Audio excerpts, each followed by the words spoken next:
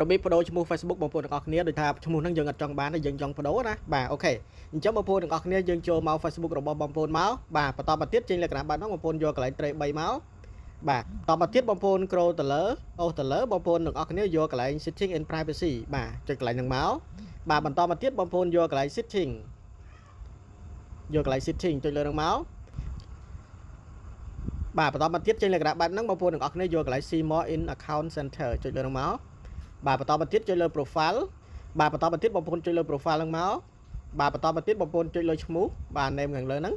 បាទបន្តមកទៀតបងប្អូនយកប្រដាប់ដៃຕົកលើហ្នឹងមកហើយយកបងប្អូនចង់ដាក់ឈ្មោះអីគេដាក់មកបងប្អូនណាបាទដាក់អក្សរខ្មែរក៏បានអង់គ្លេសក៏បានបងប្អូនណាបាទហ្នឹងហើយដូចថាបងប្អូនដាក់ថាបូអញ្ចឹងណាបាទហើយកន្លែងនេះបាទ last name នេះយើងដាក់នាមតកោយើងមកបាទបូរ៉ាអញ្ចឹងទៅបងប្អូនណាបាទយើងដាក់វាយអក្សរធំទៀតណាបូរ៉ា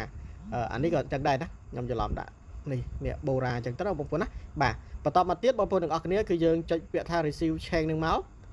បាទបន្តមកទៀតគេឲ្យយើងជ្រើសរើសនេះបាទបូរ៉ាឬមួយក៏រ៉ាបូអញ្ចឹងយើងយកបូរ៉ាខាងលើហើយយើងចុច save មកគឺជាការស្រេចទេបងប្អូនណាបាទ